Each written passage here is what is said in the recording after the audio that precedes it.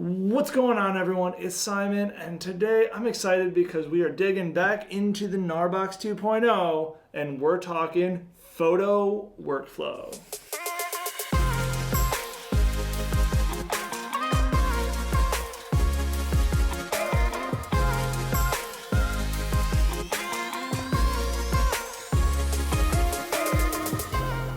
Alright, so now we are digging in. I've got everything recording. We're changing this up and we're going to do a little top down so you can see what my hands are doing, along with seeing my screen as well. So I'm going to dig right into this. I've already got my files offloaded, and today we're doing something a little special. We are actually working off of some files that I have from Burkina Faso in 2018. And so I am going to open my Select app. So the main two apps for the GNARBOX, like we talked about before in one of the other videos, are SafeKeep and Selects. SafeKeep is kind of that file management app where you're able to do a lot of the back-end just file management. If you're doing video, you can transcode and that kind of stuff. Selects is where you really can dig in and start to really get a workflow going. It also lets you preview both photo and video. So we're going to dig right into the Selects app because I've already got the files sitting on the GNARBOX how I want it. This folder from November 6, 2018 is where all of my files are. And so we're going to jump right in, and as you can see, we've got quite a few raw files. And so I want to make my life easier when I get to Lightroom by going ahead and opening a workspace with all of these, and so I can kind of do my file management and use the power of photo mechanic to do as much as possible. So we're going to select all, and we're going to do some keywording. So we're going to say Burkina Faso, add Africa, add clean water, add. Awesome. So that makes it easy, and then it's batch adding it to every single photo. So there, done. Now we can go out of there and then hit done. Now I'm going to save, and it's going to save that straight to the metadata, which I know I can wait until the end, but I just want to have it be one thing done, and now I don't have to think about it again. And it's honestly not taking all that much time. Boom. All right, so now that I'm back in my workspace, I can go through and I can start to review all of my images. One of the things that's weird is it's tap to go over. It's not swipe like others. There's been discussion of that in the Facebook group about making that a feature, so that might be something that comes in a future firmware update. But so far these photos have been okay. Nothing that's really wowing me. Just really, right now what I'm trying to do for this is just to really make sure that we've got some of the best. Just to get a couple photos. I like this one of the house with the crops drying up on the roof.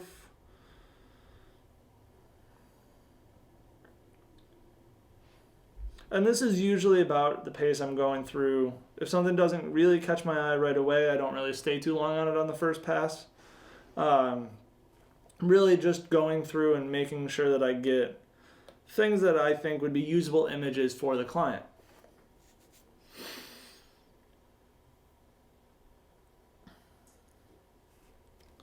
This series is a great one. I like it because you can see the kids hamming it up a little bit for the camera. I really like this one. We're actually going to go to a 4-star. The way I do my star ratings is my first pass, I'll generally do a 3-star for everything, and then on my second return, I can go and make my ones I really like a 4-star or a 5-star, and the ones that I may not like as much, a 1 or a 2-star.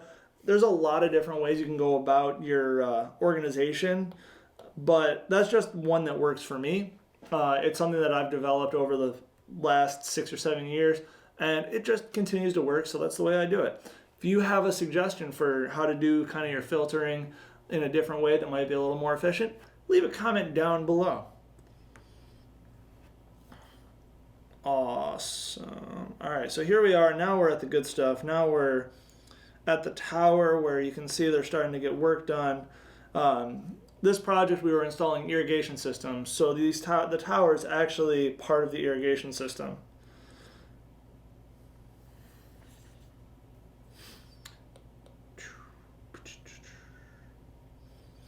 Again, we were there during harvest time, so crops and everything were out. They're drying things for storage. This is, now we're in the next village, and this is Sean setting up our time-lapse slider. Really just trying to get some different unique angles. This was a fun shot to get where we kind of used the wall to show the crazy traffic on one side, zooming right over and showing the area that will be farmed in the near future where we installed the irrigation system. This is a great photo for a behind the scenes because you got the kids smiling and hamming it up again for the camera. This is a good one of Sean checking his shot and having a little assistance.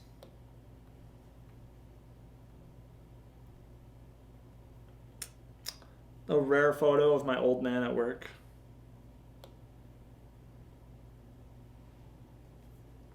Now you guys can kind of see where I get my schnoz from right there.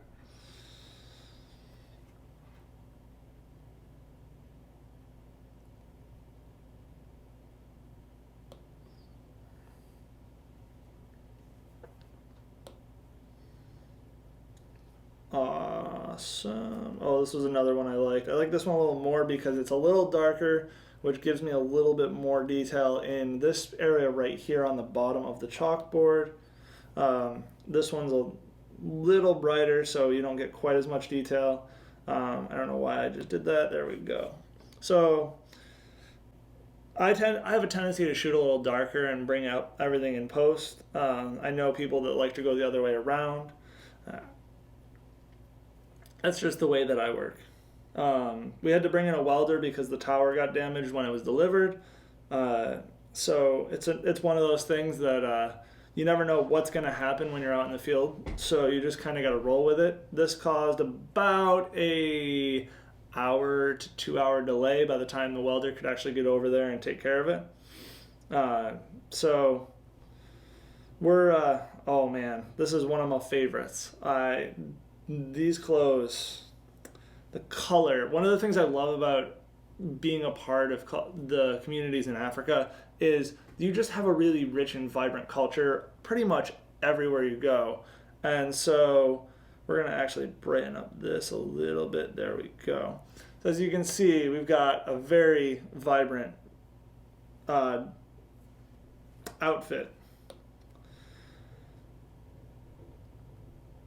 All right, so I think we're pretty good with that. And now I'm going to go back and hit Save All.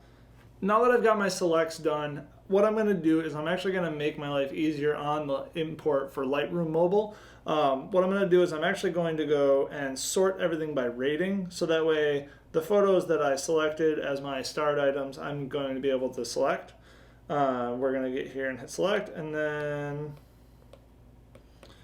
boop, and we're just going to use our hand quick and just basically pick all of these. Awesome. So now what I'm going to do is I'm actually going to go and export those into a separate folder. That way when I go over to Lightroom, I don't have to import all 300. I'm only importing the 12 that I want to import. So basically what I did is I made a new folder on the GNARBOX, and I call it We and Koso Selects, which is the two towns that we were in that day. And then we're just going to hit save here. So now I've got those all set. Those are saved in a new folder. I can come over here to Lightroom Mobile, and we're going to make a new album, and we're going to call it We and Koso. And voila, boom. Now what we're going to do is we are going to add photos from files, safe keep, GNARBOX, GNARBOX again, and then we've got the folder right here, We and Koso Selects. And then we're going to do select all, if I actually could hit that button right, and boom.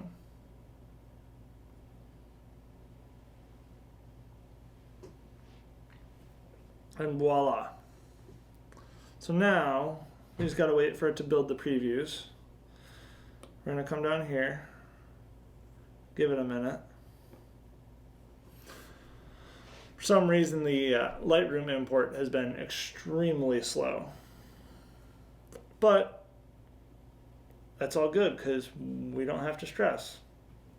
So now I've got my 15 photos in, and I can jump right into my post work. Boom. All right, so now I can just go ahead and start editing to my heart's desire. We're gonna bring you down just because I like a good contrasty image. But I also like having the details in the mid shown. Oh, look at how far that's come already. And I think we're actually gonna bring down the whites, but bring up my highlights. Crush the black a little more. Boom. Awesome. So I'm already digging this. We'll bring up the saturation a tiny bit. And then one of the things that I love about the mobile is the fact that I can use the iPad pencil to brush corrections on. So if I want to do a selective edit,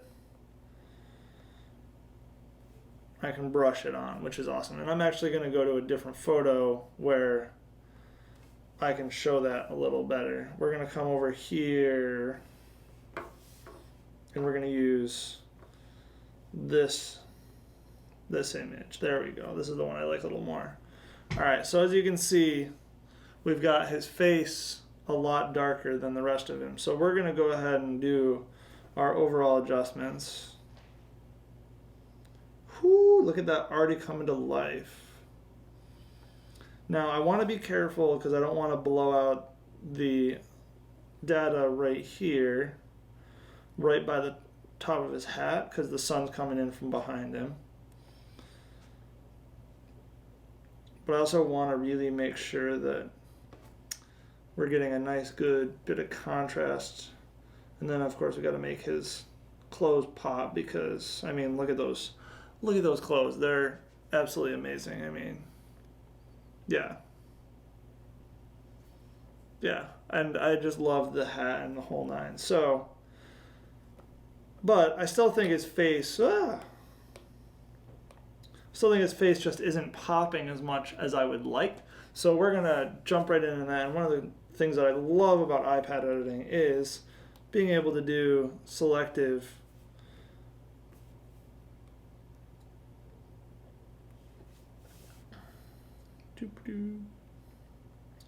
so you can really go in and kind of finesse where you want your edits to go. And we're gonna really fill in to make sure we're covering all of that. Undo.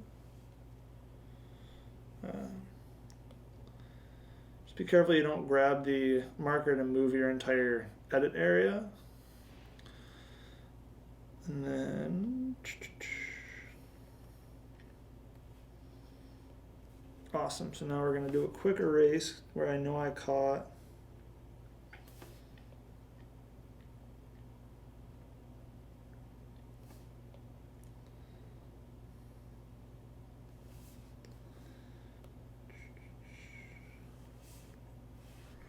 Boom. Awesome. So now I can come up here.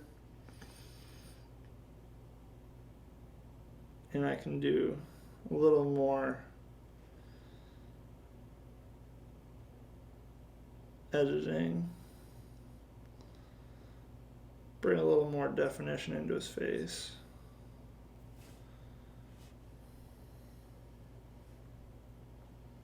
Yeah. So that's with it on. And then